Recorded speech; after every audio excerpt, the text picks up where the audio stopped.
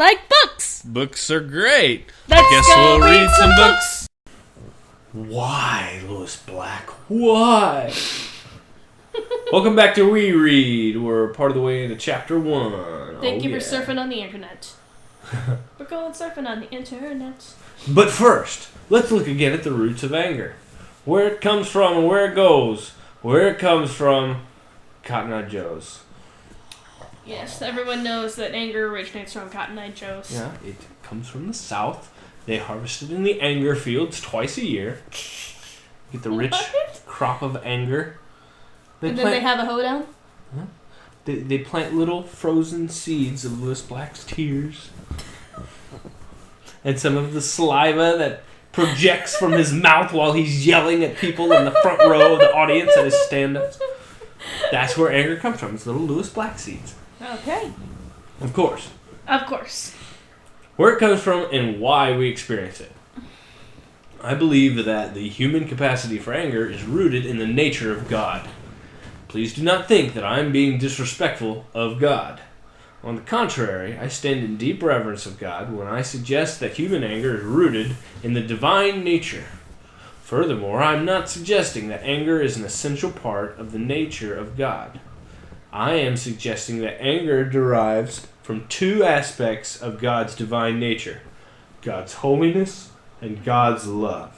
Anybody who says that God cannot be angry has not read all the New Testament, all the Old Testament. Any part of the Bible, really. The Old Testament is full of some pretty scary stuff.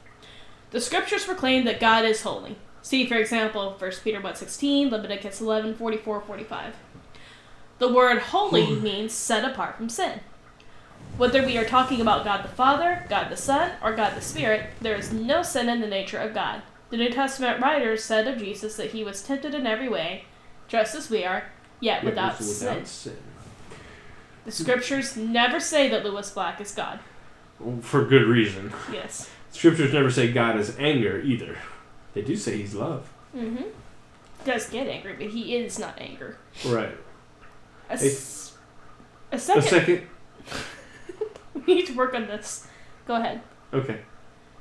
A second fundamental characteristic of the nature of God is love. The Apostle John summarized the whole teaching of Scriptures when he said simply, God is love. 1 John 4:8, italics added. But there is more to God than that. Oh, yeah. The Bible says don't judge. God's love. I think just saying God is love is a... Sorry, I'm not very eloquent tonight. There is a quote from Albert Einstein that says, make it as simple as possible, but no simpler. Mm-hmm. I think God is love is an oversimplification of God, but it's a good start to understanding him. And if whatever you think about God is not compatible with God is love, then it's probably not true. It's probably a misunderstanding somewhere. Yeah. God is love. Love is blind. Therefore, Stevie Wonder is God. I thought we just said... Never mind. That's just an old logical fallacy I learned in one of those, math 95 classes. Just because A is B does not mean that all B's are A's. That's what it's meant to teach. Oh, okay. Good. Love is not to be equated with God. Rather, in his essential nature, God is loving. Thank you. Thank you for clarifying what we just talked about. This is not simply the New Testament concept of God. From beginning to end, the scriptures reveal God as committed to the well-being of his creatures. That's true. It is God's nature to love. It is from these two divine characteristics that God's anger is derived. Please note, the scriptures never say that God is anger. That statement is not, in fact, true. Lewis Black is not a part of the essential nature of God. However, the Bible often indicates that God experiences anger. The word anger is found 455 times in the Old Testament. 375 of those refer to God's anger. In fact, the psalmist said, God is angry with the wicked every day. Psalm 7:11. Cajiv. Doesn't mean the wicked can't turn to God, but it does mean that he doesn't tolerate sin. Sin is to him, is like taking stuff out of the toilet, vomit out of the toilet, and eating it. Whoa. Okay, I know what you're saying.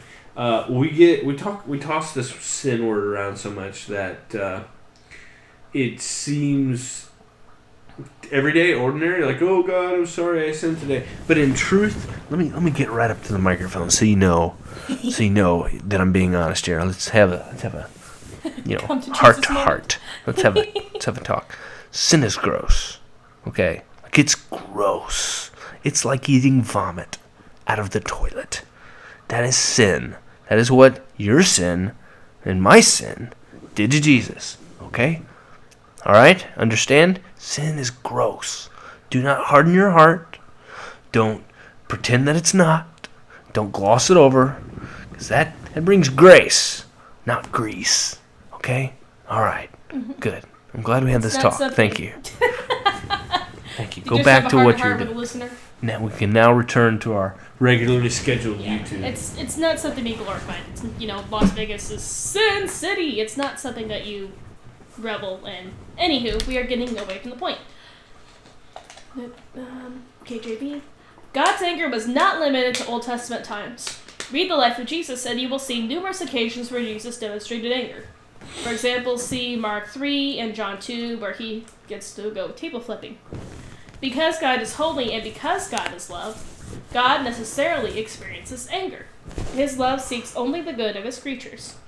His holiness stands forever against sin. All of God's moral laws are based upon his holiness and his love. That is, they are always aligned with what is right, and they are always for the good of his creatures. God desires humans to do what is right and turn the page. Enjoy the benefits. He said to ancient Israel, "See, I set before you today life and prosperity, death and destruction.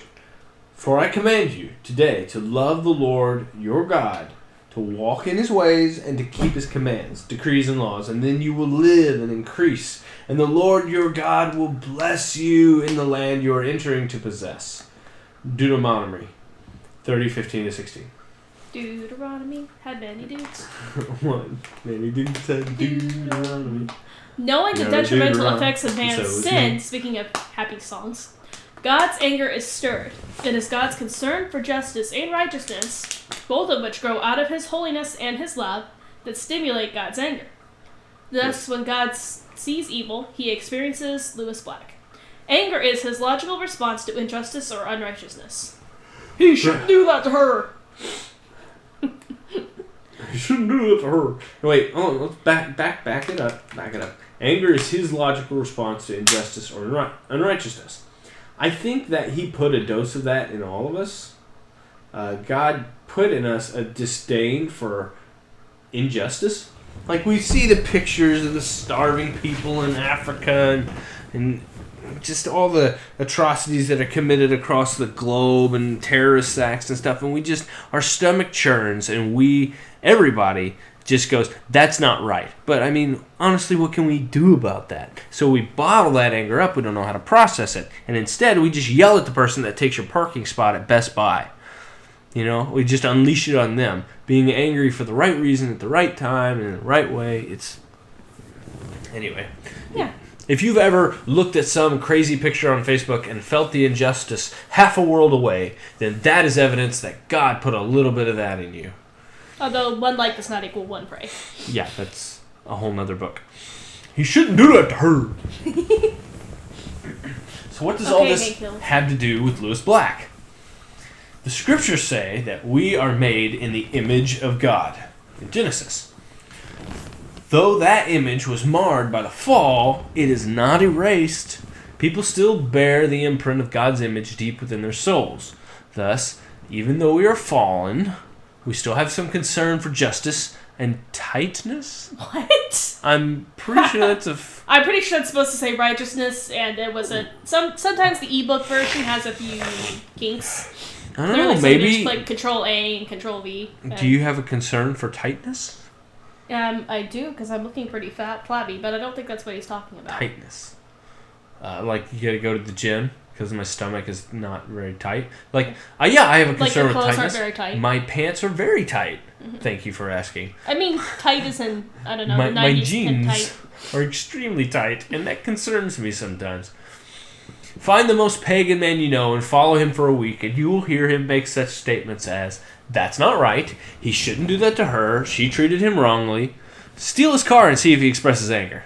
Slander his daughter or wife or girlfriend, and you will find that suddenly he is an extremely moral creature, condemning your action outright. Gary Chapman did not just tell you to go steal a car. Don't use that as an excuse, please. Thank you for clarifying that, sweetie. Listen to the young child who is beginning to put words into sentences, when you will soon hear the child say, "That's not fair, Mommy." That's not fair, Mommy. Where did the child obtain that moral judgment? I learned it from you, Dad. I learned it from watching you. I suggest that it is stamped deep within his nature, tempered by parental teaching, to be sure. But the child knows when he or she has been wronged and will express it freely. Anger is evidence that we are made in God's image. I totally agree with that.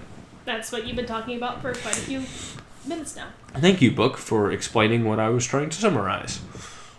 Okay. I think that's what it's supposed to do. Anywho. Anger, then, is the emotion that arises whenever we encounter what we perceive to be wrong.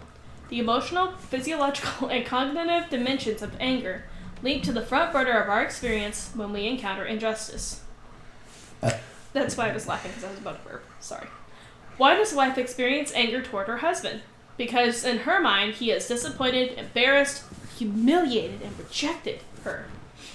In short, he has done her wrong. Why do teenagers experience anger towards parents? Because no one understands me. Because the teenager perceives that the parents have been unfair, unloving, unkind. The parents have done wrong. I say that, of course, every kid goes through that. I think this word perceives is important, because the teenager perceives. That doesn't mean that the parents necessarily have been unfair, unloving, or unkind. And we'll get into this more later on, definitive versus distorted anger. But there's this thing going around where if somebody makes you feel bad, then that person did wrong. Regardless of what they did, that you felt bad. You are the almighty victim, and no one can second guess the way you feel, because you feel it, and therefore it's wrong. And this has got to stop. Do you know what I'm talking about? Yeah. I don't know if I could come up with any examples of it off the top of my head. Okay. Well, I'm sure I'll ramble about it later then. Mm-hmm. But I see this happen all the time. Oh, somebody's feelings were hurt, and therefore the person that hurt them was wrong. That's a perception issue, and I'm not saying you don't feel. The feelings are very valid, but you have to base them in reality, and if it's not true, then you have to deal with it a different way. Mm-hmm. You know, should somebody apologize for something if it wasn't a sin? You know, say I folded the clothes wrong, or even better, let's say I didn't put my dishes in the dishwasher. Not that that's ever been an issue. It's never been an issue here, of course. It's just a metaphorical example, but let's say metaphorically, I didn't put my dishes in the dishwasher, I left them in the sink. Is that a sin? Well, you've already told me outright that you're never going to do it. So. I didn't say never. I just say we have a different timetable. You know, the whole point of having a dishwasher is I have to do less effort on dish maintenance. Less effort. So it's not that I won't do them. It's just that this sink is full of dishes. I can't eat anything because all my dishes are dirty. And time to put them in the dishwasher. Unless you are proactive about it and put them away as soon as you get done with them and don't have that mess constantly in the kitchen hanging over your head. Like your parents do. It doesn't hang over my head. It sits not neatly in the sink. Try to remember the last time you experienced anger. I think I remember the last time I experienced anger. And ask the question, why did I get angry? I got angry because my husband did not put dishes in the sink and defends himself about it on public website, YouTube's. Wait, where are you reading? Oh, we skipped a whole... Oh, sorry. Have been unfair, unloving, kind. The parents have done wrong. Doesn't mean the parents have done wrong. Just means they feel like the parents have. Why does a man kick his lawnmower? Because let's get into the deep philosophical questions of life. Because the lawnmower is not working right?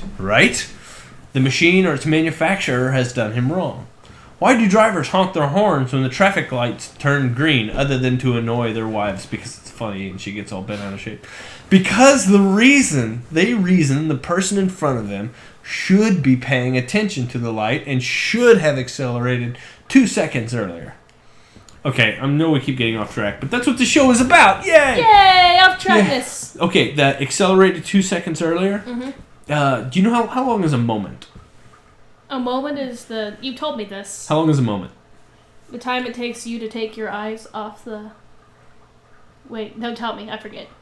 Okay, a moment is the length of time. It's the difference in time between when the light turns green and when the person second in line honks at the first person. That is how long a moment is. It's the distance of time it takes for the light to turn green for you to honk at the person in front of you. And that's your moment. Please don't do that, by the way, because you're going to give the person in front of you a panic attack. It's bad. Well, if a single honk is going to give you a panic attack, then don't ever go to Haiti.